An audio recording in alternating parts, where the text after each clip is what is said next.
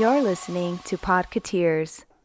Welcome to episode 469 of Podketeers. This week, the Disneyland Resort is kicking off halfway to Christmas. Mel tells us how she became a wizard. We get a teaser for the new original Pixar film, Elio. Baby Groot joins the party at DCA. Cast members make some amazing art. We're getting new shorts from the studio and Disney Animation. Speedstorm kicks off Season 2 with Toy Story characters along with Steamboat Pete and Steamboat Willie. Dreamlight Valley wraps up their first major storyline. And of course, our Disney History segment Great Moments with Mr. Andrew continues with 1969 and 1970. We'd love for you to join the conversation on our social networks, including Instagram and Facebook, but we invite you to join us on Discord. Joining the community is super simple. Just head on over to podketeers.com/links and click on the Discord button to join the community. A very special thank you goes out to an awesome group of people known as the FGP Squad, our podcast Fairy Godparents, because it's their support via Patreon that help make these episodes of Podketeers possible. As part of the FGP Squad family, you get some additional perks like exclusive discount codes for Podketeers gear, additional content like the Podketeers After Show, and access to our happy hour calls, just to name a few. For more information on how you can become part of the FGP Squad family, we invite you to check out podketeers.com/FGP. And as always, a super special thank you goes out to the FGP Squad for their continued support. So it is time to jump into the episode. If this is your first time hanging out with us, welcome. We hope that you enjoy the episode and that you come back for more. And of course, if you've been hanging with us for a while now, welcome back, friends. Here is episode 469 of Podketeers.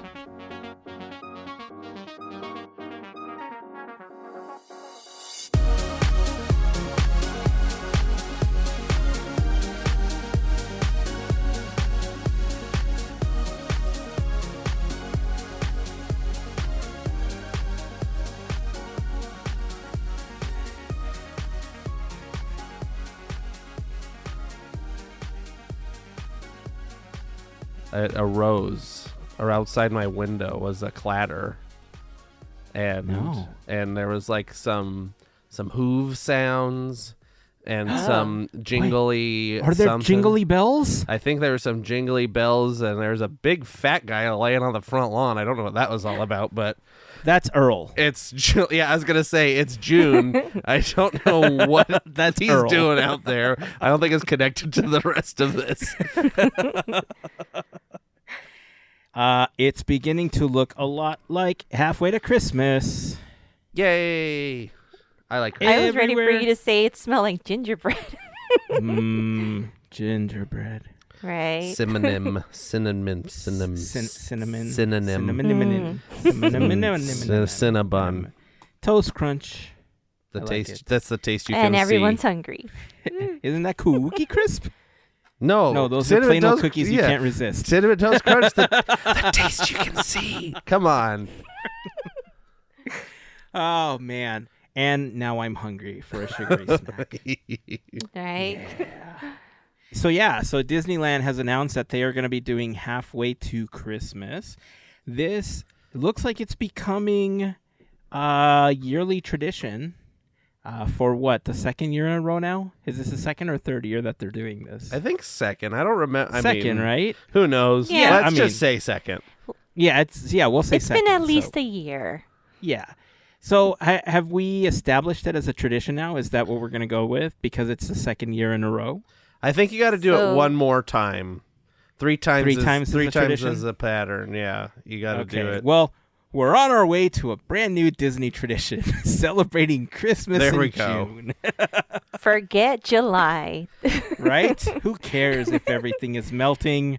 Who doesn't want their hot chocolate with peppermint? And what else do we got? Little snowman and Santa chocolates and different confectionery sugary snacks. I'm tongue-tied thinking that we're celebrating Christmas in July right now or in June. Yeah, that's. I'd really You're really giddy. I'd really be happy if at Disneyland for halfway to Christmas they had like Santa, but like at the beach or something. like vacation That Santa. would, That would be cute. Awesome. Like I want a vacation Santa meet and greet or something. I Ooh. love that idea. You can't stick a Santa in a big old red fluffy hairy costume thing because they're gonna be sweating it out, man. And Hairy? I understand. Well, they look all fluffy Beard. and hairy, like yeah. Plus, he's got the beard going and everything. He is hairy, so like you can't overheat Santa because Correct. then how's he gonna make it to if the Santa Claus films have taught us anything is that he has to be a specific type of plump by the middle of the year in order to be ready for Christmas. So we cannot dehydrate Santa in the middle of the year. I have 2 words. A possibility. No, that's not it. Those are not my 2 words. My 2 words. Jingle cruise. But in the summer. Yes. I mean, why not? Yes. Why? You're outside, you're fresh. Why not? It's like Hawaii. Come on. What if Vacation Santa was the skipper on the Jingle Cruise? There we go. Yeah. He was the cruise director. You know, I don't. Speaking of Jingle Cruise, it was like the first new overlay they'd done in a while, and they're like, okay, we're gonna do this for 2 years and then just give up on it, and then never do it again. And it was sad. They should bring that back as well. It's Yeah. adorable. Yes, it was very funny. Yeah. As far as overlays are concerned, I think it was definitely one of the simpler ones that they had. So bringing it back, I don't think is very difficult, right? No, just like they tinsel threw- and Santa hats and presents Exactly. and stuff. It's not like they worked very hard, but the idea was genius. Just the Mhm. idea behind it, and to do it in the middle of summer is a great time to bring it back if you're going to be doing halfway to Christmas, right? So I love the idea of having Santa on vacation and doing some kind of meet and greet with Santa in like He's like a Hawaiian Hawaiian shorts or yeah. something and like Yeah. a Tommy Bahama shirt or something. He just looks like John Hammond from Jurassic Park. Yes. But with a Santa hat. It was like no, because he like the Santa hat. He can't. That's too hairy. You got to have What like if- a Tommy Bahama hat. Okay, but what if it was Oh. like white brim, like a baseball cap, but it was white brim, red cap, and then he was Yeah. wearing like Yeah. a red shirt, like a red Hawaiian shirt with red trim or like little white like Christmas trees or Yeah. candy canes or something, and then some like red and white Shorts. like board shorts or something. yeah.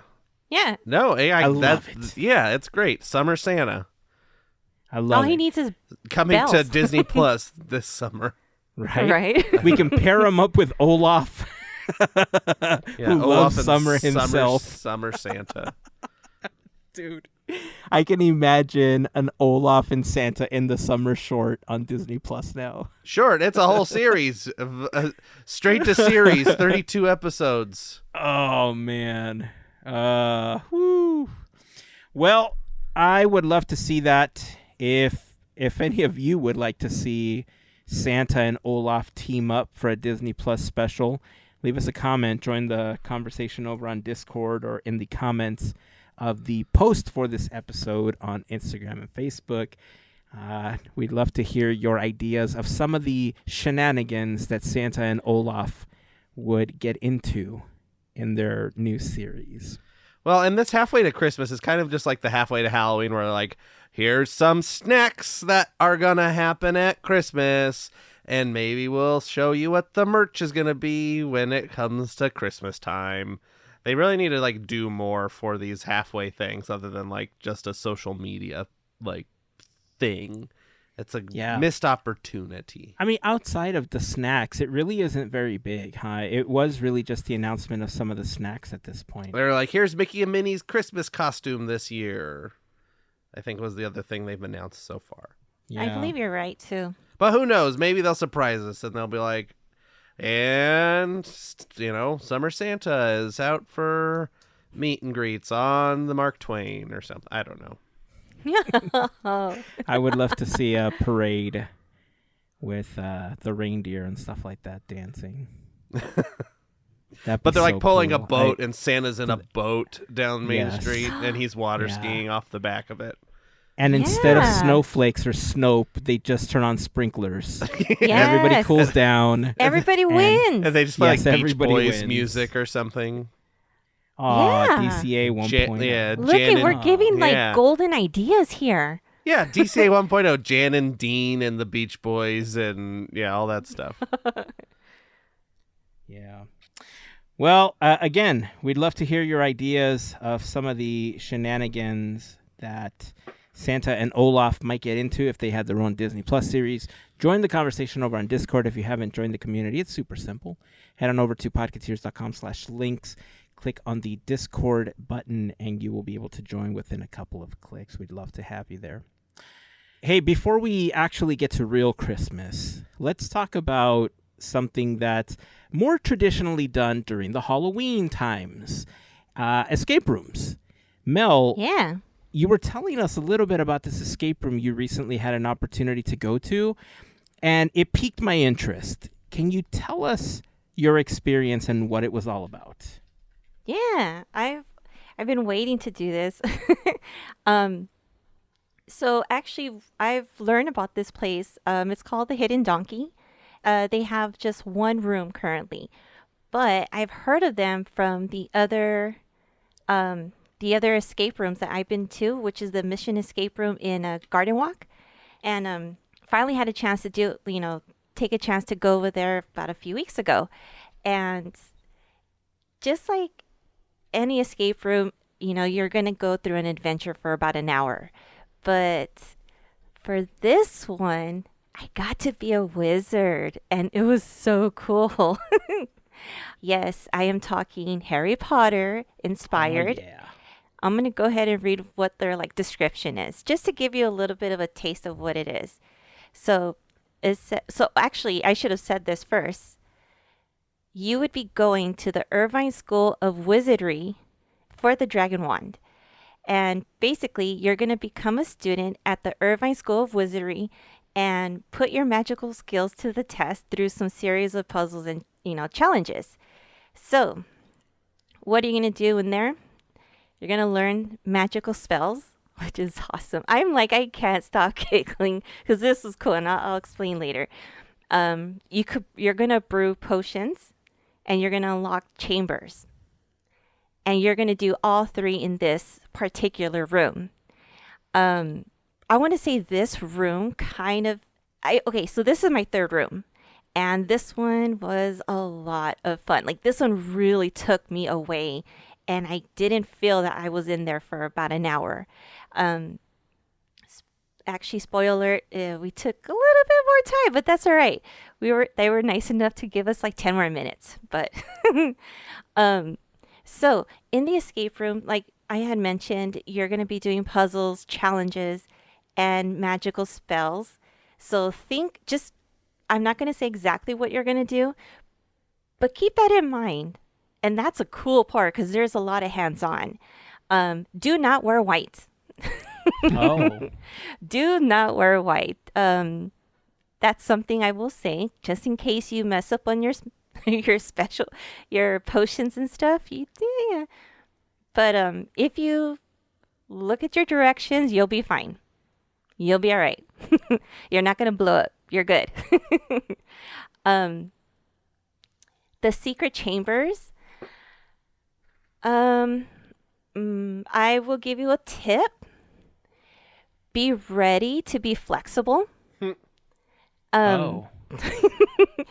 So for me, I have to wear patches on my knees just in case, because I have been in a room beforehand where I kind of had to slide through, and I was like, I'm ready, because you never know. You may have to crawl, you may have to just go over a window or something that appears, whatever. So just keep in mind, be flexible, be ready. Especially when you open the magical chambers and whatnot. So that I will say. I don't want to spoil anything, but you're going to be...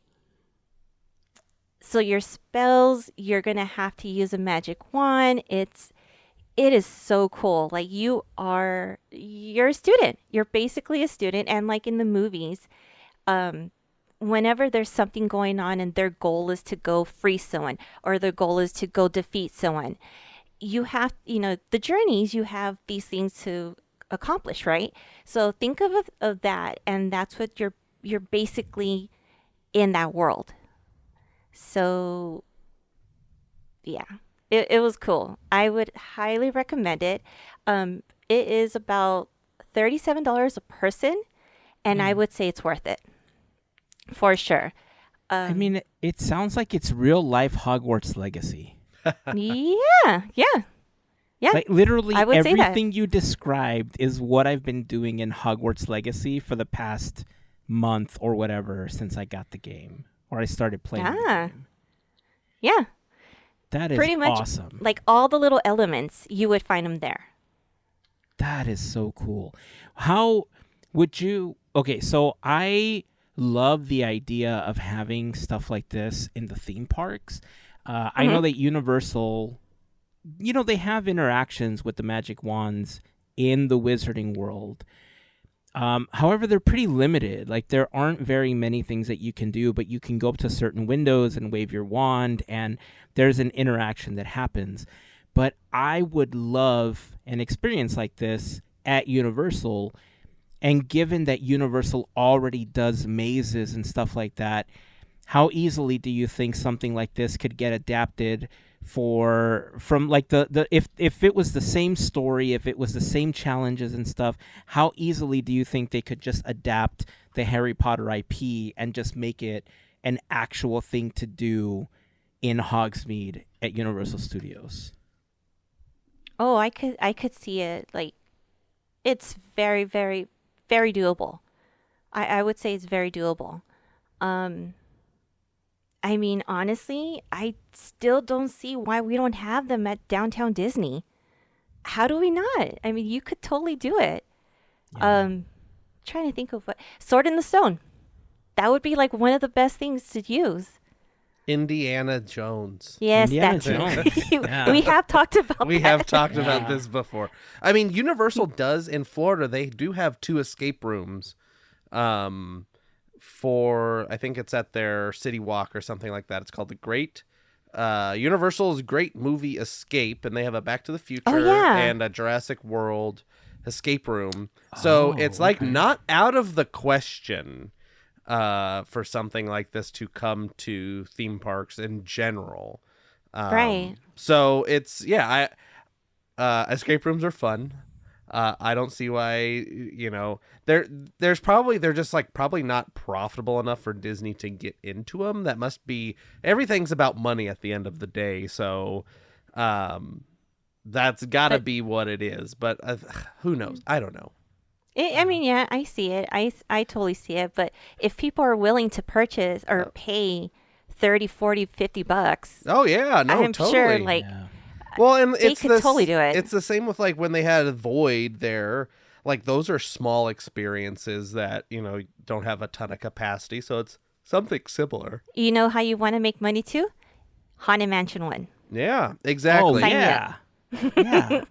I'd totally be on board for that. The thing about, I mean, I get it, right? I know that several years ago when Tokyo Disney started doing the haunted mazes during the Halloween season, and we're talking about like the Mad Hatter one and stuff like that. Like, I would have loved to have seen something like that at California Adventure. And I think a lot of what ends up happening is, in order to make any type of escape room, whether it's virtual or in real life, engaging, is you got to have a good story to it. And Disney's really good at putting together stories, right?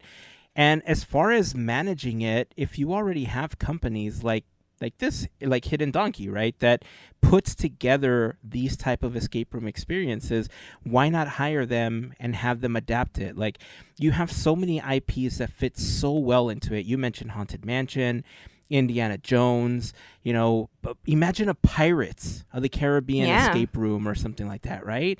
Like anything that has to do with any mystical item or any otherworldly thing, like it can become an IP for that. And even then, I'm sure that you can find a way to bring back some kind of retro experience where you have like, I don't know, an old Tomorrowland attraction, Miracles to Molecules, the escape room, and you have to use science to get your way out or something, Yeah. There's ways of making these things fun.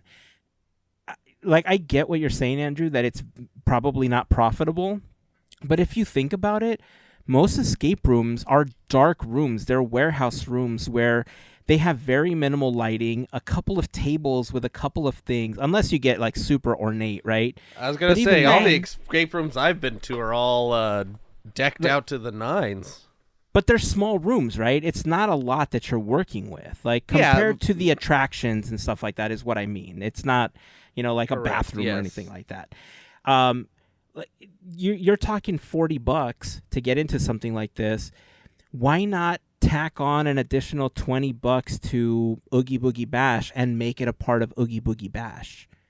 You know what I mean? Like, how many more people would be willing to go to Oogie Boogie Bash? You can tack on a few extra days to get more people in there. Like, it's doable. No, I agree. I think right now Disney's just in a weird state of trying to figure out what they want to do, when they want to do it, and how, especially with all the pay cuts and everything that have been going on in the company. But listen, this episode started with banger ideas, all right? Like, from Santa in his Tommy Bahama gear to escape rooms featuring all your best IPs. This is the ideas episode again. Maybe this is what they were talking about, bringing Avatar to the parks. Maybe this is how they do it. Avatar escape from now you're just taking Pandora. Listen, you went and ruined a great idea. I mean, if it gets the foot in the door and it proves it's viable, then maybe we get Haunted Mansion and Indiana Jones. And we were having such a great time, and then you went and said that. And then after that, then they make an Iron Man one or something. Okay, now you're talking. There you go. Now we're back. And we're back. Out there finding Infinity Stones with Doctor Strange and Spidey and the 3D hologram Force Ghost of Iron Man. Iron Man needs you to solve this riddle. Oh, man. Well, I would hope that someone at Disney hears this and they say, you know what? They are right. We do need something like that. Hire them on the spot. Hire them on the spot. That would be beautiful. We'll design We're ready, Disney. We'll come with the ideas. I'll design the escape room and everything. We got like a whole team here can do the whole thing. I'll build it for you if you really want me to. There you go. I can do some graphics. I knows Photoshops. I knows table saw. Hey, speaking of occult and weird things that go bump in the night sometimes, I guess this doesn't really go bump in the night, but Mel, you sent us the announcement of this new movie. You want to kick off this talk? Because I am so excited about this. Yeah, I mean, at this point, I guess you guys know sci-fi. It's fun. It is so much fun. So this was a pleasant surprise, and I'm talking about Elio. I'm gonna say it's Elio. I don't know. I don't know how to pronounce it, but it's okay. We're gonna learn later. So we have a new teaser trailer from Pixar. It starts off by seeing, our home planet, Earth, as we learned from Lilo and Stitch. And you go on to another scene, and we see like most movies or most sci-fi films, you would see like a command center and someone's behind the screens and everyone's taking care of business, right? But suddenly the screens start sparkling, shaking, and then you see a message, and the person in charge is like, no, like what's happening? This is scary, because one, things are out of whack, and you're like, what's happening? So we kind of seen the situation, but it looks pretty cool. And we meet Olga, and Olga is voiced by America Ferrera, and she's the one that we see in the teaser trailer. And so I believe the message was, oh gosh, I don't remember what the message said. Either take us. Oh, no. Bring us your leader. That's what it Bring says. us. There you go. I had to double check too. And so on the phone, I mean, she's on the phone because she gets a phone call from her son, Elio. And she's like, no, not right now, son. Not a good time. You know, we've seen that too. So relatable stuff. And so something between that phone call and him and her, like, it's cool how he just suddenly just sees these lights and it's like, hey, it's alien light. Woo! Like, there he goes. And he's off to a new adventure. And then we see this brand new world, which is so cool looking. For a teaser trailer, this is already eye candy. And if you're like a fan of like sci-fi worlds, even like Strange World, like that kind of stuff, the colors and whatnot, like it's cool. It's really, really cool. I'm already sold, but I'm going to keep going because there's a lot more to go. And so Elio is brought up to like a committee. And the best way I could describe it is think of the Senate in Star Wars. And you see all the different leaders. Mm-hmm. So Elio's there, and then you see them, and they're like, hey, you're our leader, this and that. And he's like, no. And, you know, we see the red lights and whatnot. Long story short, it's really cute. It's adorable. It gives me Lilo and Stitch kind of vibes. Like, it's cool. And at first, I was kind of like, well, Elio looks a little familiar. I don't care anymore. I don't care. Pixar sold me, and I'm a sucker for brand new stuff. So, yay, we have a brand new story. This is so, so cool. So, we're looking at 2024. We don't have anything else right now. And Andrew, actually, you've brought up Brad Garrett. One of the voices, you recognized him. I couldn't remember his name. Brad Shark Garrett. I can't remember. He's in Finding Nemo. He's right. Plays Eeyore in the newest Winnie the Pooh movie. He's Hook Hand in Tangled. Yeah. He's Raymond's brother, and Everybody Loves Raymond. That's right. I'll bring up Everybody Bobby Loves Barone. Raymond. Yes, Robert. Yeah. Everybody loves Raymond. What in, like, do you less want, than Robert? 2 What? This movie's already sold us in less than 2 minutes. That's how you do it. Yeah, and it looks like the other voice cast that has been announced so far is Jamila Jamil. Is playing another one of. They're all called. I'm watching the trailer with subtitles on, and they're all called. Smart. So they have the character names. So they're all called Ambassador this, Ambassador that. So Jamila Jamil's character's name is. Hold on, it's got to come back. Ambassador Turris, Turais, and then there's an Ambassador Helix, which we don't know who the voice of that is. And then, there's a couple different one. Tegman, and then Brad Garrett's character is Ambassador Grygon.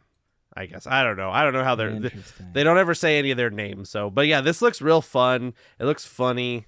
Yeah, I can't wait to see this. It looks silly and fun, and yeah. I mean, I'm really happy that we're getting another original film, right? Mm-hmm. And I've talked a lot about how I grew up with a lot of these stories, growing up with mysteries and learning about aliens and Stonehenge and reading mystery stories and stuff. I love the sci-fi element as well. This one already speaks to my soul in so many ways.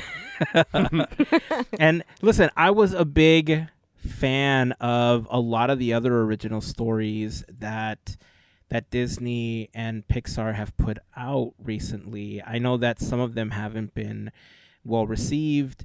I think Turning Red was better received than most of them. Luca, I think, did fairly well. I know Onward and Soul had some troubles, but I guess the last really, really well received original film that we got was Coco, because after that we got Incredibles 2 and Toy Story 4. I believe I think so. after, yeah. So, I mean, we live in a world of sequels, right? Because sequels make money. People are familiar with the characters and stuff like that. But this, I love this trailer so much already. I don't even care how good the movie is. I know it's going to be good. I know I'm going to love it. But I feel like I'm already going to connect with it in a way that a lot of other people aren't going to connect with it. And it starts off strong. I mean, the message already is things like this can happen when you ignore your kids. Watch out, parents. So it starts off strong, man. So I'm so looking forward to this one. When is this one? 2024? We're about a year March away. 1st. Oh, man, we're a year away at this point. So, yeah, we got, I don't know. I hate to say it. I know Elemental is a few days away, a week or so away, I think. It's Friday. From the release of this episode, yeah. And I know enough about Elemental. I've seen trailers, I've seen promo images and everything. But I have to tell you, I'm way more excited about Elio than I am Elemental in so many ways. Yeah. I don't know. We'll see. I'm hoping that Elemental surprises us. But yeah, Elio, it's at the top of my list right now. I want more. I want more. So, yeah. Yay. We'll share the trailer over on Discord for anybody that hasn't had an opportunity to watch it. Let's see. Hey, speaking of space things, Baby Groot has made his way to the Disneyland Resort. He is currently being tested in the Playhouse Disney building. Or is it still Playhouse Disney? I don't know if they're still doing Playhouse Disney. It's called the Walt. I think it's called like the Walt Disney Theater or something. Oh, they renamed it. Okay. Yeah, they did a while ago, but I think it was part of the dance party, Disney Junior Dance Party. Yeah. Live or something, but now it's all switched up and looks like space. Nice. So yeah, they have they do the dance parties with the Guardians characters out in front of Mission Breakout. But they had a little bit of a dance party. They've been testing out Baby Groot. I remember seeing a video of this maybe at the last D23 Expo or right about the time that they were announcing some of the new projects that were going to be coming to the parks. And I can't remember if Baby Groot actually made it out at Walt Disney World somewhere during the testing phases. But knowing that it's actually being tested in real life, like here at Disneyland, makes me excited. I love those animatronics. I love the type of animatronics that are just kind of free roaming like that. I don't know. It gives kids especially a totally different experience when they see a character or even an animatronic that's closer to their size and stature, because it feel like they don't have to look up and it's not daunting like it would be seeing Groot, right? Like full grown Groot out walking around. Like this is just, I don't know, man. Finish this and give us Grogu for real, just walking around. Like I get that he's in Mando's little satchel and stuff, but give us Grogu walking around, or in one of the droids saying no. I just think it would be so fun. It's crazy how all of this started with the trash can, and it just evolved to this. Yeah. Do they still have Push running around Disney World? Not that I know of. I think Push was. I haven't heard. Soft retired. That's sad. I say we bring them back. I mean, they did a lot of like different. Epcot has had like a lot of different like other robots that were kind of similar to Push, but just like robots. And they had like, remember they had like the Muppet Mobile Lab for a while, which was like a weird thing. And they've tried a lot of different interactive things besides Push in the time since Push has ceased to exist, I guess. But this is really like a linear evolution of that interactive animatronic thing, if you call Push an animatronic. I would. Baby I mean, he's steps, yeah. basically R2-D2, man. It's just an RC Yeah. car with Yeah. a speaker inside. I mean, Hey, whatever makes it work. Yeah. I mean, as far as I know, I think things like Muppet Mobile Lab are still running in certain areas of the park. So it's not just like at Disney World. I think they also took it to Hong Kong, and Hong Kong had their own version of it, or still does have their own version of it. I don't remember. But yeah, you're right. I mean, I love when they test things like this, and I mean, they just get better and better. If we could see Grogu running around at one point, come on. People's hearts would melt. Melt, I say. Have him go after Babu Frick. You are welcome, everyone. Oh, dude. Imagine having... Okay, so do you think that having a baby Grogu, or Grogu, I keep calling him baby. We don't know how old he is. So imagine having Grogu eating a frog like he did in the show. Do you think seeing that at Galaxy's Edge, people would be like, ew, oh, how dare you? That's even or be like, better. oh, it's so cute. I think you should do everything. Let him be cute. Let him be gross. Who cares?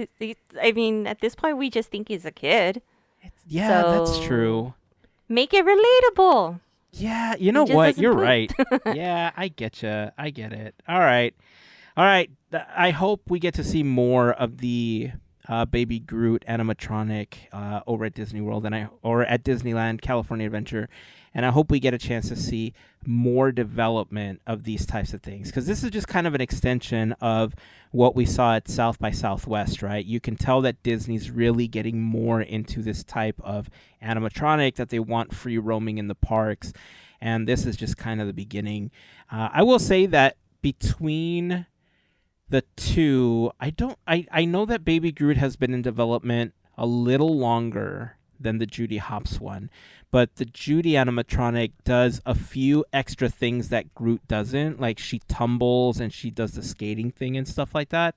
If it was any other animatronic, I think it would look a little bit weirder, but I love the fact that Baby Groot takes these tiny steps. I know that it's doing it for stability, but because of how a toddler to walk and stuff like that, they take these tiny steps when they're walking.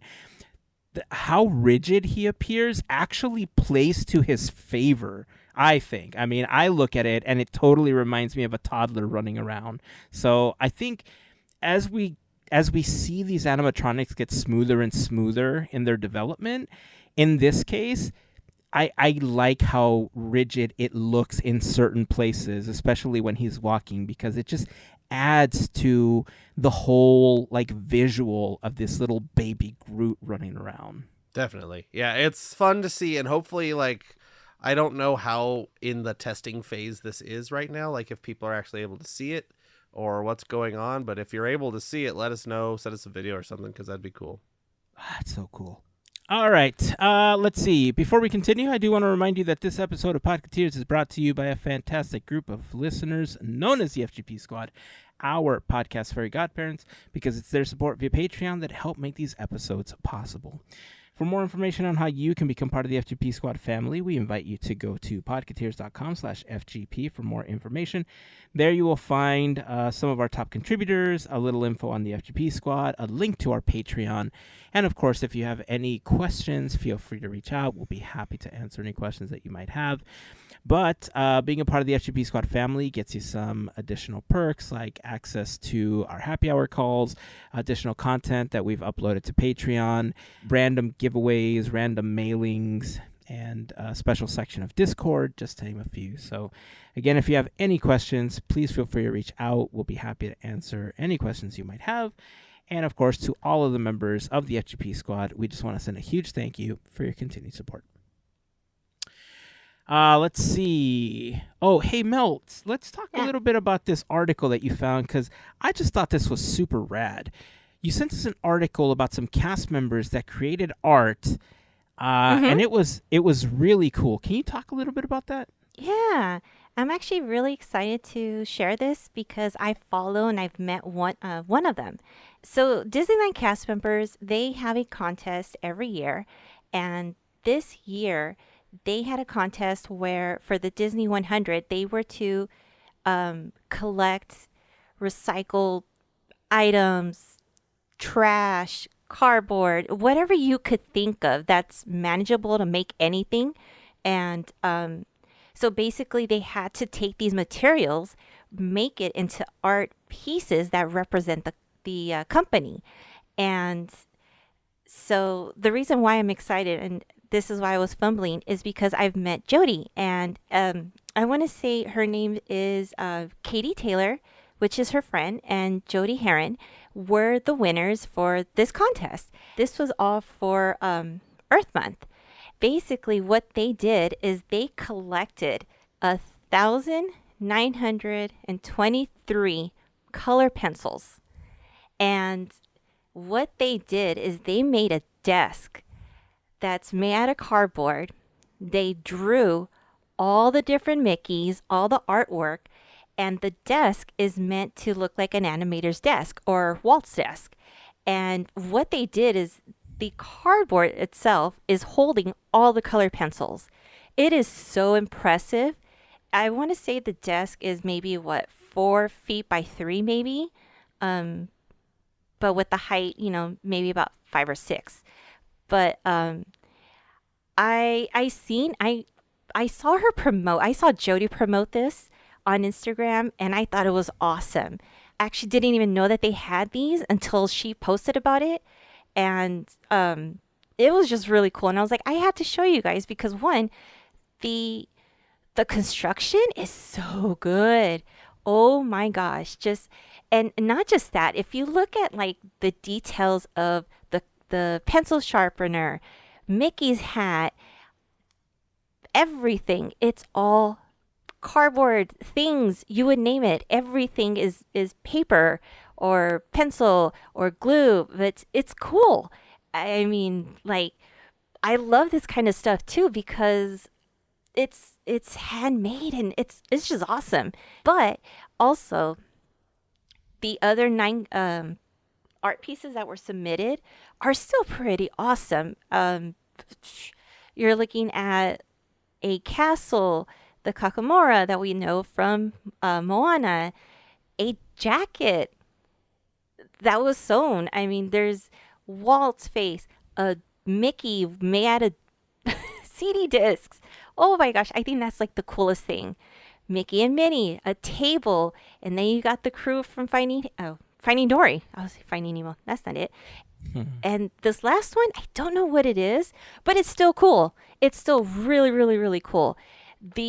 Just the details, the amount of effort, everything that went into these things is just, I honestly feel like everybody should just take a chance and look at it because it's just so cool. I kind of wish this was out in display for us to see in person. It's just so, so cool. I had to share that with you guys. And of course, it's a cast member story and it's a feel-good story. So there you go. Yeah. Yeah, I mean, I had to look this up. I'm trying to run them down in my head as you were saying them because I was trying to remember the images. I think the last one's a Plinko machine. It's like a board with the little pegs, and you drop it, and it's got like Disney characters at the bottom. That makes sense. So it was like a big Plinko machine or something. But I mean, one, the creativity that went into all of these is absolutely insane.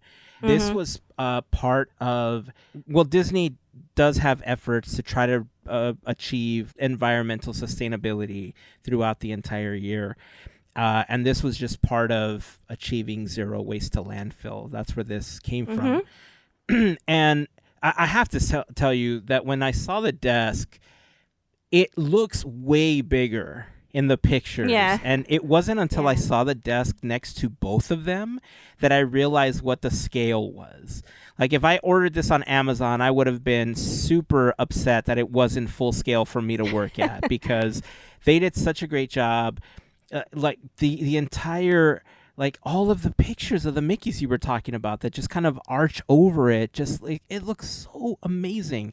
It totally resembles the desk that you would see in an animation studio. And I remember 2 or 3, maybe, 3 expos ago, I remember one of the booths had a tiny little animation desk that you could put together. It was like a little paper animation desk, and it gave me those vibes. But the color pencils just take it to this whole new level that I would love to see a desk made of color pencils, like color pencils in resin or something. Like, this is an idea that if you're willing to put the time in, it would look so cool to have a desk like this. I'm so on board. I love this. So congratulations to both Jody and Katie on this amazing piece of art. We'll post images of the desk over on Discord so you can check it out, because I'm telling you, it's just so amazing. It's such an amazing piece of art. I love it. What else do we got going on? Oh, hey, since we're talking about studio stuff, we got a little peek at a new short that's coming, Once Upon a Studio. I think this was talked about some time ago. Was it Eric Larson that had talked about this when they were talking about the Cirque du Soleil stuff as well? I wouldn't be surprised if it was him. Yeah. Either way, Andrew, do you want to talk a little bit about Once Upon a Studio? Yeah, I mean, there's not a ton out there right now for Once Upon a Studio, but it's a new short coming. It's, I believe, 9 minutes long, I think we know. It will be playing in front of Wish, the new film coming out. And it looks like this is the short made for the Disney 100 celebration. I've read a couple of things saying that they got 40 different voice actors to reprise their roles in this short. So I think Josh Gad tweeted about it, and they're using some old Robin Williams outtakes possibly for this this short as well. There was a little bit of controversy there, at least on Twitter. People were, screaming about how Robin Williams I saw a lot of things like Robin Williams put it in his contract or in his will that he didn't want them to use something blah, blah, blah. And I don't think any of these people that are saying this actually know what some of I don't think anybody but Robin Williams' family and his lawyers know what is in his will, and only Robin Williams and his and Disney know what it was in the contract. So there's stuff in contracts, and then there's stuff that people say. If you look into the whole history behind Robin Williams and the deal he made with Aladdin and stuff, there's a whole rabbit hole you can go down with that, and we just won't talk about it right now. But if you want to dig deep, there's plenty to get into about it. But this short looks really fun. We've only seen one still from it. It's Genie and Olaf. So I don't know if we'll get a trailer for this one. If we do, I'll be excited. I'm excited to see who the 40 voice actors are, who the characters are that will be returning. Is this going to be a thing where we see characters from every movie, not all of them talk, but we see? I don't know what's going to happen, but it's a fun concept, and I'm excited to see what it is, and see all the voice actors' names and hear them and whatever. It's going to be fun. Yeah. I just realized in my brain started, as you were talking, my brain was in does not compute mode, and I realized that I said Eric Larson, but Eric Larson was one of Walt's 9 Old Men, and you meant we lost Eric Larson almost 40 years ago. I meant Eric Goldberg. That's who I pictured. I pictured him in his Hawaiian shirt. In his Hawaiian shirt. Because Eric was one of the segments I really enjoyed of the Disney Plus series Sketchbook. He goes into drawing the genie from Aladdin. If you haven't had an opportunity to watch Sketchbook on Disney Plus, it's actually really fun. They have different artists going in and showing you the animation of specific characters like Emperor Cusco, the genie, Olaf, Captain Hook. and it's by the artist that actually worked on them. And Eric Goldberg was one of those people. So in my head, I also pictured Eric Goldberg, but Me too. Eric Larson's name came to my head. And I'm telling you, my brain was like, I was melting while you were talking. It's like, no, that's You're like, the I wrong know it's name. not that. I mean, it all sounded right. It's a Disney connection, and it's like an Eric. I'm like, yeah, that's right. Okay, da-da-da-da-da. That's funny. Yeah, we talked about Santa and Olaf in a little summer Disney Plus series. But listen, if there's enough audio for the genie, I don't know, man. Olaf and the Genie seems like a great buddy cop movie for Disney Plus. Josh Gad also said that Robin Williams was a huge influence on him being Olaf and how he portrayed Olaf, right? It was even in his speech when he received his Disney Legend Award. So imagine what it would be like to see Olaf and the Genie just trading, just these one-liners in a little buddy cop Disney Plus film or something. The amount of I'm improv. for it. Oh, that'd be so good. I mean, primarily if they did use archive audio, then obviously a lot of that would be on Josh's part, right? But I don't know. Like, my take is, and this, I think we ran into this with like Carrie Fisher and like some of the other Star Wars characters as well, right? I get it. I understand why it's a little bit weird, but I came to the conclusion that if the family and the estate are okay with it, then maybe we should be okay with it too. Because really, who it ends up hurting is the family and the estate if they're not on board with something like this.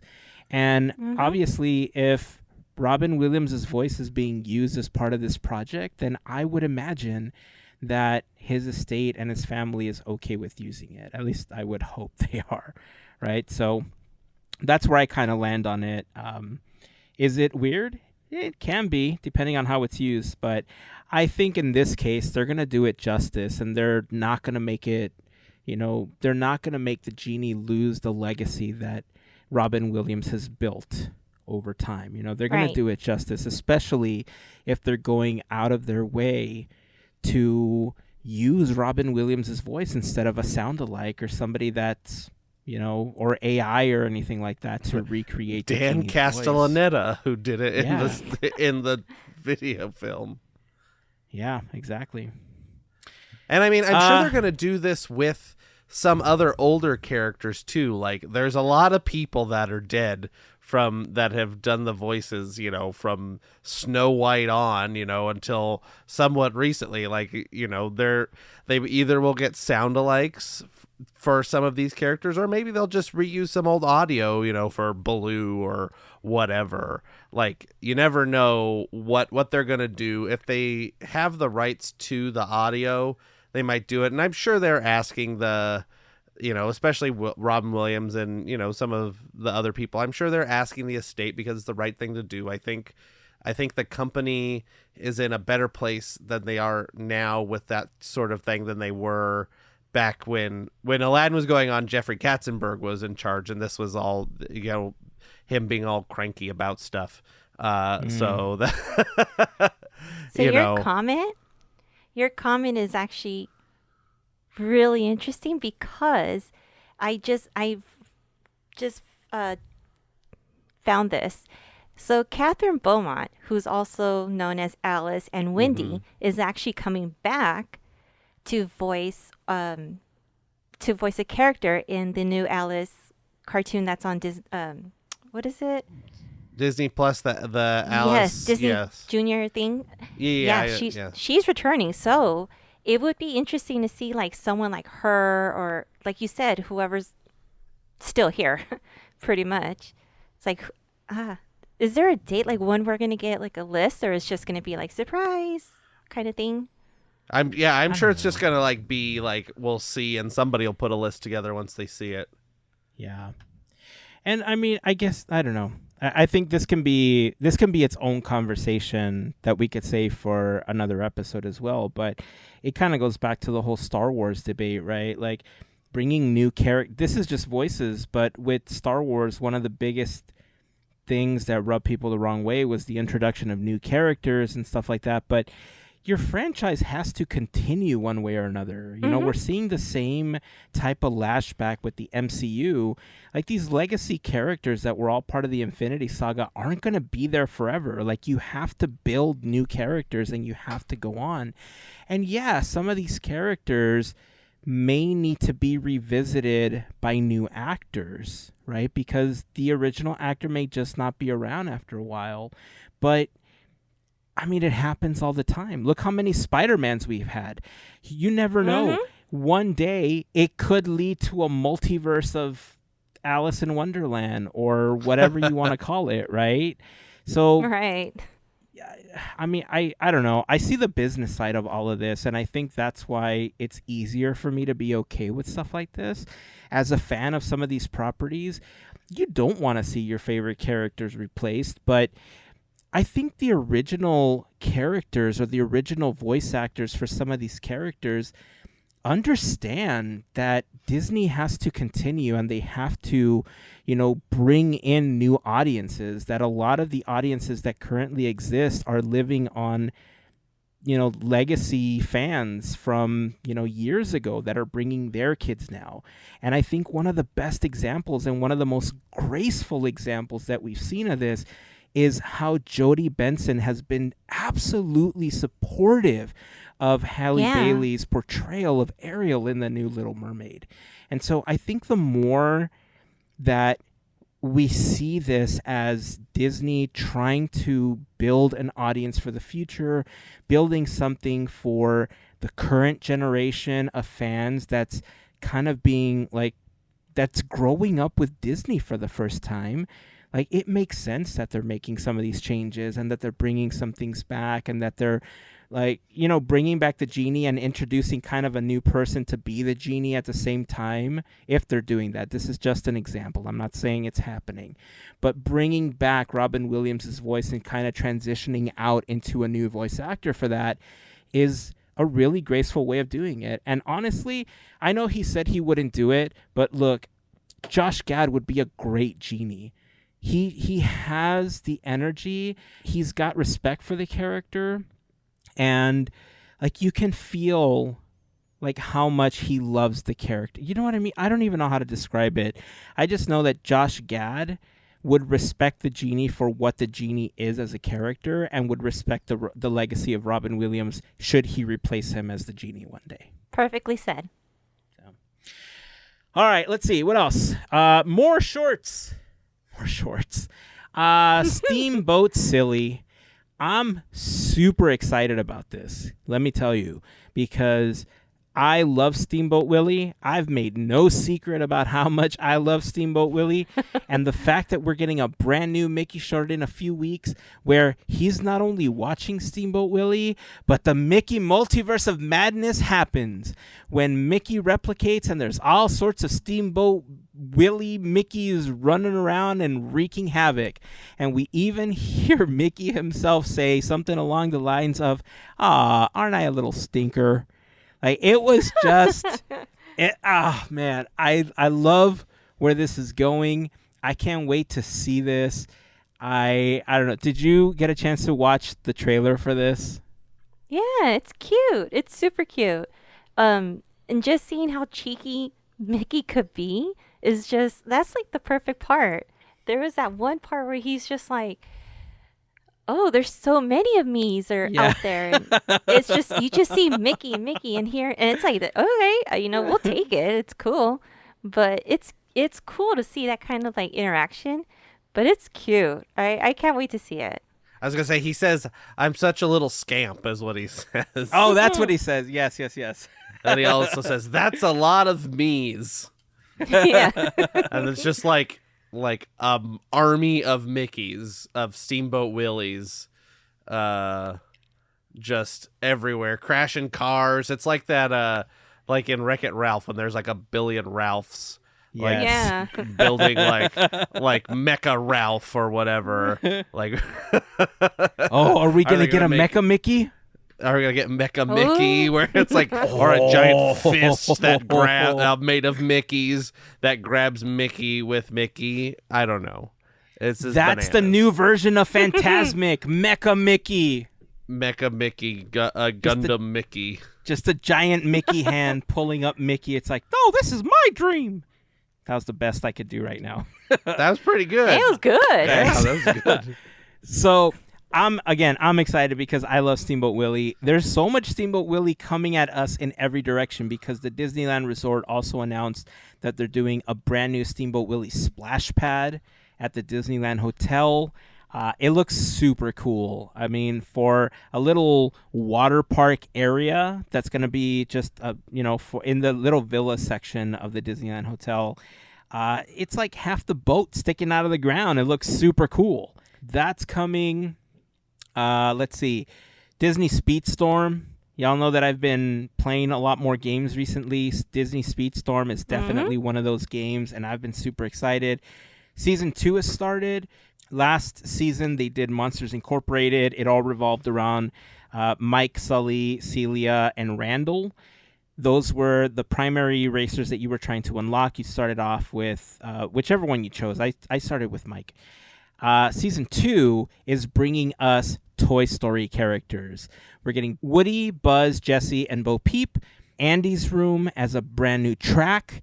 And then we're getting an additional 2 season, like they have the season mode where you can kind of bring up your characters and stuff like that.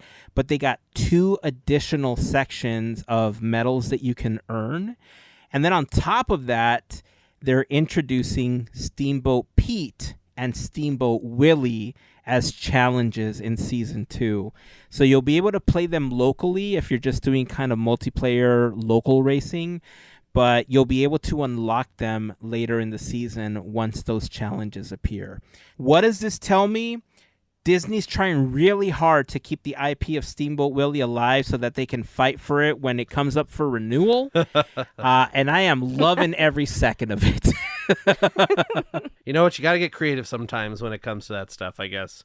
It's, right? It's making a case for them that it's showing, that they're still using it and brand confusion and blah, blah, whatever. I don't know.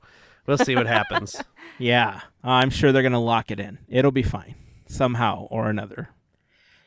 Hey, so since we're talking about games, I want to get into great moments with Mr. Andrew soon, but I just wanted to talk a little bit about Dreamlight Valley because, as you know, I have 2 accounts that I've been playing on. I have the account that I've been recording content with, and I've been kind of following the story, but I'm not really playing unless I'm recording it. And then I have the alt account that we set up just so that I could play through the story and I could kind of get through whatever I wanted. And I finished the game. Like with this latest update, you do finally finish the game. There is an ending, you get a credit roll, the whole 9 yards, right?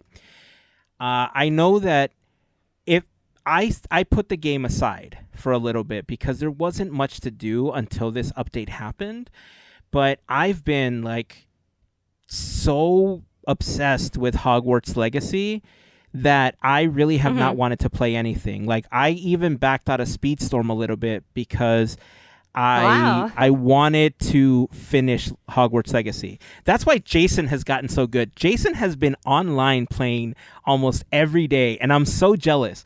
But dude, I'm going to build up my characters, my racers, and we're doing this, buddy. We're going to race.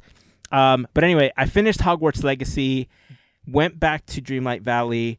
I finished it on the alt account, and then I went back today because I wanted to record the content because there's a new potato content and stuff like that. Man, I'm so behind on the original account. Like you have no idea. I wasn't recording content because you guys know I haven't really been feeling well, and so it's hard for me to just jump into recording when I'm not feeling great. Right. And so I just kind of set it aside, and I was playing the alt account for that purpose so that I can kind of enjoy the game without the pressure of having to record. And man, I haven't unlocked Nala and Simba in that one. I started playing it to try to catch up, and I barely unlocked Olaf and Mirabelle.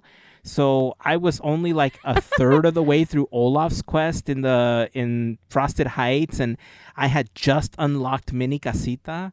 So I was like super behind on this one. But the good thing is that if I wanted to, it did implement the update and stuff, and I can record content with Fairy Godmother.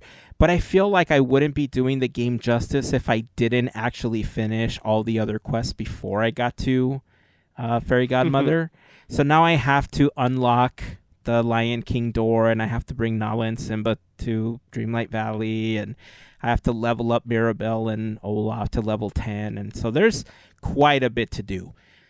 But I know both of you are kind of on the same boat. I know both of you haven't had an opportunity to play all that much either. Are both of you as far behind as I am? Or are you much further in and are planning on finishing the game anytime soon? Ooh, I still got some time. I started the Fairy Godmother storyline. That's all as far as I got so far. That is it. I just started. I haven't done anything. I think I spent more time finally seeing the house. That's it. I was just like, the mystery is solved. Woo! I won't say anything, but woo! But then after that, I was like, okay, I need to go to sleep. I'm tired, and I'll come back to it whenever. And I haven't had a chance to do it, so maybe this weekend. I don't know. Eventually. Yeah, I up until recent. So I was caught up all the way by the end of the last Star Path. Everything, I had nothing to do. So I just kind of set it down for a while because I wasn't doing anything. And then Melissa got me addicted on Monopoly Go. And so all I've been doing is playing that. And I don't care about Dreamlight Valley right now, but I started it. And I think I'm like on the third or fourth quest for Fairy Godmother. Something to do with there's amethysts and sticks and things. So here, if you don't have amethysts, get those. Apparently, I think mining and doing all the tasks is boring, like all the daily grind stuff. So I just don't do it. And then I don't have anything when you need it for a quest. So that's another, I guess, tip. Like, do the stuff if you want to progress. You know, if you're bored, you've completed stuff, just go mine once a day or something. Just all the spots and whatever. I don't know. So you have things, but I didn't do that. So now I open the game and I'm like, oh, I gotta find 3 amethyst. I'll just close the game. So, and then you go in. It's like, okay, here's a big update number 5, whatever. Go into Scrooge's store. 1 new shirt. There was 1 new shirt, as far as I could tell, and that was it for new clothing items. So I don't know what they've been doing over there. Frustrating. But they need to get a crack-a-lackin' on some Scrooge stuff for me to buy, because it's kind of pointless going into Scrooge's store. And yeah, so I haven't progressed far enough through Fairy Godmother. I'll probably finish it the next couple weeks at the rate I'm playing now.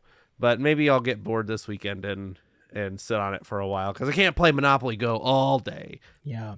So on the alt account, because I've already completed the storyline, I'm essentially at the point where I'm pretty much just kind of grinding on a daily, to recoup some of the stuff. So the tip that Andrew gave right now, I will vouch for that. If you don't want to play a lot, take at least, 10 or 15 minutes to run through all of the lands and do one of these things. Collect the flowers, mine the rocks, or catch like 5 to 10 fish, because they will help you.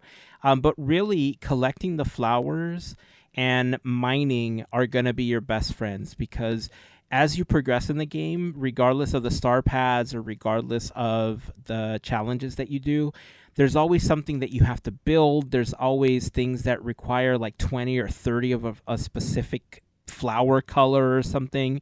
And even star paths will require, I'll give you an example. In this star path, one of the challenges is collect 20 or 30, I don't remember. Collect yellow flowers with Wally, right? And so you can sit there and, run around the land or all of the lands and collect yellow flowers, which spawn like a couple at a time every 30 minutes or so in each of the lands. But if you've already collected 20 or 30 of these yellow flowers, you can take them out of a chest, drop them all, hang out with Wally, and then pick them all up, and it counts as you picking 20 flowers. Or if you have 5 of the yellow ones, pick them up, drop them, pick them up again, drop them again until you add up to what you need. That was one of the tips Mel gave, several updates ago. So those things really help you progress in the game much faster. You can do it in a couple of different ways. You can either have one chest in each land and just throw everything into the chest and you move on to the next land, do the same thing. Or you can be super OCD about it like I am and have entire rooms dedicated to collections and then go back to your house and drop everything off in each individual chest. That's absolutely overkill. You don't need to do that. But I got bored one day and I just wasn't feeling getting up, and I sat there for 6 hours and arranged these rooms. Do I regret it? In a way, because it is kind of a pain. On my main account, everything is in its individual chest, and it's kind of a pain to walk into each one and drop when you only have like 1 or 2 of each one. On the alt account, I think I took a better approach, where I have, let's say, one room that I've decorated to look like the jungle using some of the Lion King stuff, and I have multiple chests, but each chest is dedicated to one land. So I drop all the flowers of one land into each individual chest, and so I only make 8 drops versus 30 drops when I go drop off all the flowers that I collect. So there's a lot of ways of doing it, but definitely a tip I can get behind. So I'm going to try to stay spoiler-free when I say this next part, but we weren't wrong about some of the speculation that we threw out regarding the treehouse and regarding, the other castle, the dark castle and stuff like that. I will say that from the very beginning of us playing this game, I remember in one of the original videos that I posted on YouTube, I made a comment about, what if this is all a dream, right? And then I realized, watching the intro again, that they tell you from the beginning that it's a dream. So it's not like I had this crazy epiphany. They tell you from the very beginning that you're dreaming, right? So that... I just felt kind of dumb after realizing that. But the game itself, after finishing it, I have to say that, I wasn't... You guys know that for a long time I went without playing video games. Like, I kind of played a little here and there, but I didn't really jump into it a lot because I didn't make time for it. I was, just working on so many things and really overworking myself is what I was doing with so many projects. And when I started playing these games again, like, it really started with Animal Crossing, I think, last year.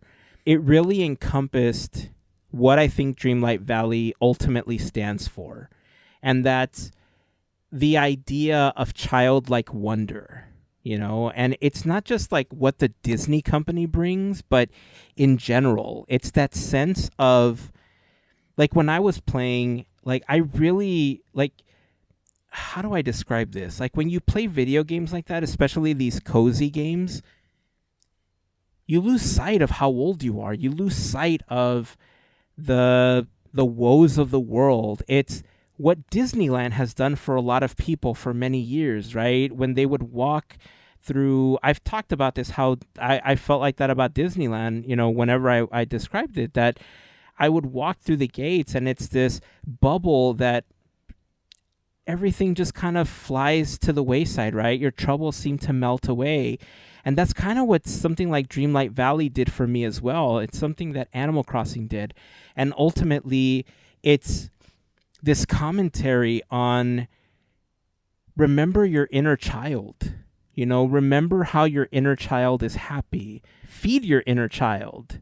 Like, now that I'm done with the game, that's what I feel. It's what Disneyland does to people. It's what Disney World does to people. It's what the Disney company in general does for people, right? And I'm glad that it's not the end because they teased multiple things. Once you're done, you'll see the teases.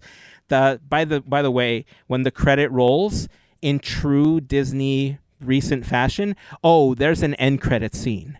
So stay till the end of the credits once you're done because there's an end credit scene and it's a huge tease for the fall. So make sure you do that. Also, I will say that once you're done, you're really not done because as soon as you finish the game, a brand new mystery immediately starts. And I'm going to tell you, it revolves around Skull Rock. So nice. you get to keep playing after. And so there's so many surprises. I dig the way that it ended because regardless of your age, I think you'll be able to connect with the ending of the game. You know, whether you're a child playing or whether you're an adult playing, there's going to be a little something in there for everyone to connect with it. So I'm eager to hear how each of you feel at the end of the game once you finish it. And if anybody else has finished the game, send me a message. I don't want to make it too public until more people get to it. I know we have a handful of people playing over on Discord, but feel free to send me a message. I'd love to talk about it and how it made you feel and what you're excited about because I got multiple things that I'm excited about as far as what's coming in the game later this year. So, I think we should say it's not the end of the game. This is the end of this storyline. Like I don't want to get people like confused because there's like correct. It's the game will go on. That's not like you're not 100%ing the game. It's not the end. It's like my guess is they put the credits there because like there are certain writers on this whole storyline and maybe some of them are leaving or something and they're like, okay, this is this story and so it's the culmination of that and then we can go from there and that's why they put this credit scene, this ending scene, but it's not going anywhere. It hasn't even made its public release, free release yet. Yes. Thank you for clarifying that because, yes, you are correct. It is just the end of this part of the story. You can think of this as chapter 1 or season 1 of the game. That's what's ending or that's what ended. We're getting ready for season 2, especially like I said, once you I'm so excited. I'm like hitting the mic over here. Like I said, at the end of the credits, you do get a tease for the next part of the story, which I guess we can call season 2. So yes, thank you for making that correction. But anyway, enough Dreamlight Valley for today. It's time to start wrapping this episode up. And as we've been doing, we've been doing our own little homage to the Disney 100 Years of Wonder celebration with our segment, Great Moments with Mr. Andrew, with the great Mr. Andrew. That's me. So this year, I keep saying this year, but no, the year's this week. We got so many weeks. We're on like week, I don't even know what week we're on. Too many weeks. This week, the years are 1969 and 1970. For films in 1969, on March 21st, Smith, June 11th, both Hang Your Hat on the Wind and Rascal, and on December 24th, The Computer Wore Tennis Shoes. On April 14th, the Academy Awards an Oscar for the film Winnie Pooh and the Blustery Day. And released on December 24th, 1968, The Love Bug becomes 1969's biggest box office hit and the second highest grossing film in Disney history to date after Mary Poppins. For TV in 1969, 18 episodes of The Wonderful World of Disney air on NBC. For parks in 1969. In February, Disney officials reach an agreement with 18 labor unions, pledging regular pay increases in exchange for no strikes during construction of the first phase of Walt Disney World. On March 23rd, Herbie Day is held at Disneyland, a contest for decorated Volkswagen cars in promotion for the film The Love Bug. Hundreds of Volkswagen Beetle cars drive down Main Street, USA. On April 30th, Disney shows the 16mm film Walt Disney World Phase 1 at a Florida press conference. The film shows the master plan and artist depictions for Walt Disney World. On May 6th, Roger Broggie and Earl Vilmer arranged the purchase of 5 railroad engines in Yucatan, Mexico for the use in Walt Disney World. The price is $32,750.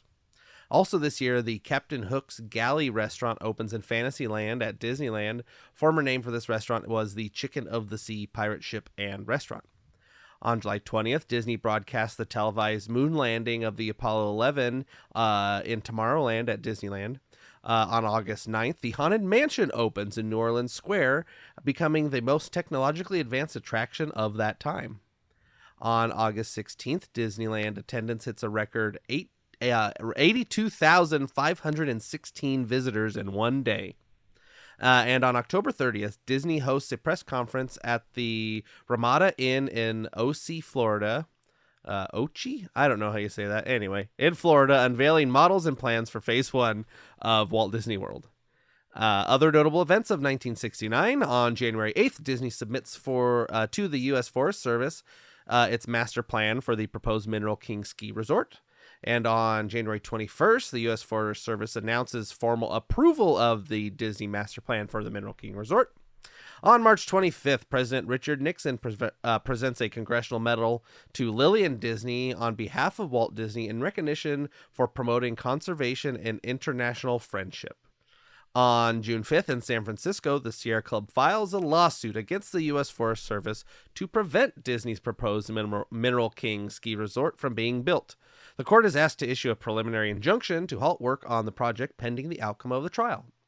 On June 25th, Walt Disney Education Materials Company is incorporated. And the first major production of Disney's Snow White and the Seven Dwarfs is performed in St. Louis, Missouri from August 18th to the 31st. And on December 25th, the live arena show Disney on Parade debuts in Chicago, Illinois. And this is the start of 22 performances, 22 cities in 27 weeks. Birthdays for 1969, we have January 1st, Vern Troyer. January 14th, Dave Grohl. January 18th, Dave Bautista. January 27th, Patton Oswalt. February 11th, Jennifer Aniston. March 11th, Terrence Howard. April 6th, Paul Rudd. June 11th, Peter Dinklage. July 13th, Ken Jeong. July 24th, Jennifer Lopez. August 28th, Jack Black. September 27th, Paul Rudish. October 1st, Zach Galifianakis. And November 4th, both Sean Diddy Combs and Matthew McConaughey. 1970, that brings us to, for the films in 1970, films released were on February 11th, King of the Grizzlies, June 19th, The Horse in the Gray Flannel Suit, July 1st, The Boatniks, and December 24th, The Aristocats.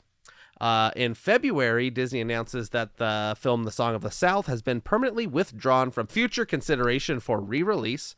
And on April 7th, the Academy awards an Oscar for the short film It's Tough to Be a Bird. For TV in 1970, 14 episodes of The Wonderful World of Disney air on NBC.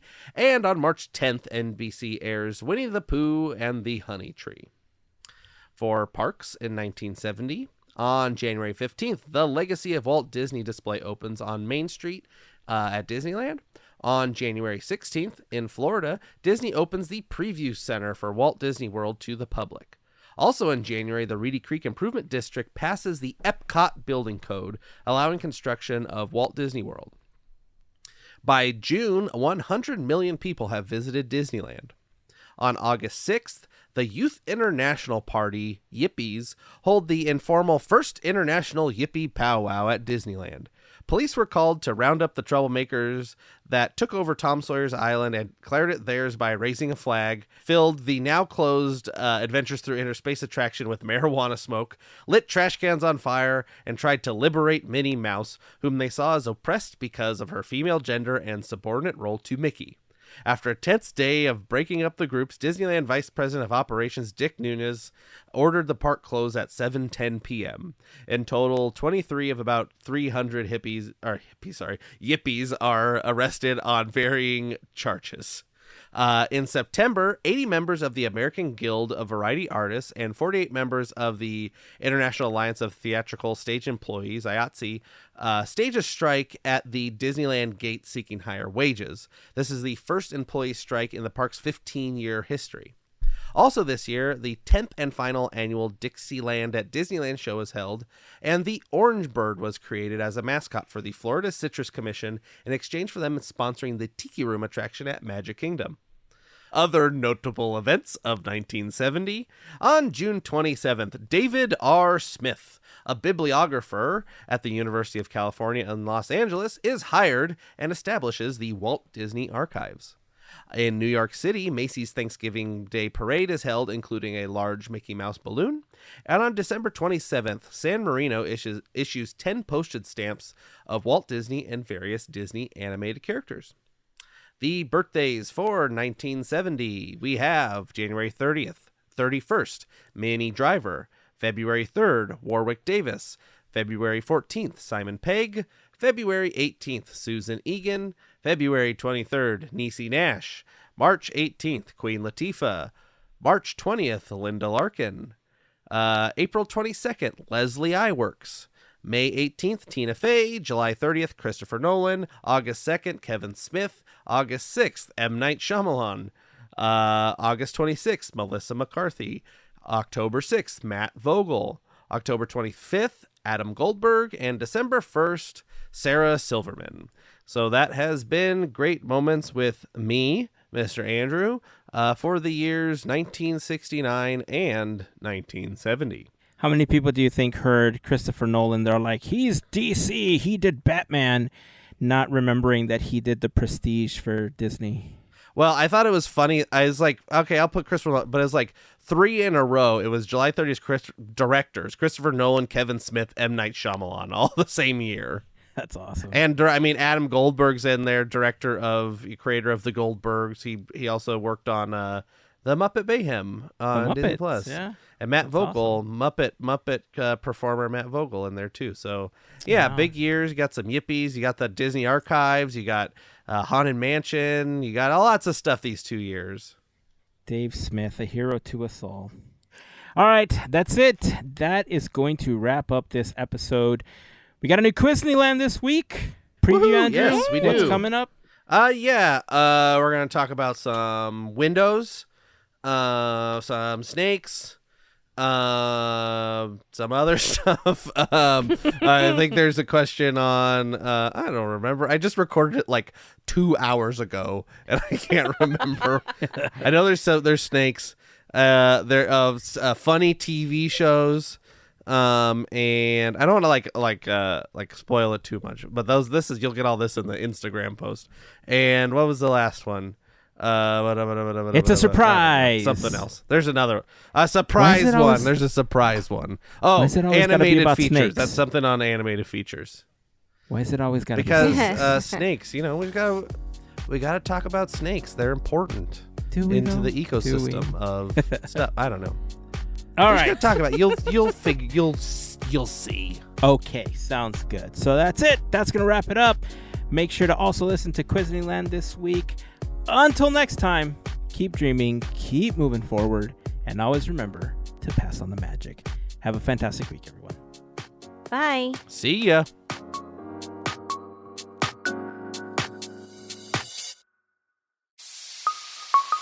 Part of the Podketeers Network.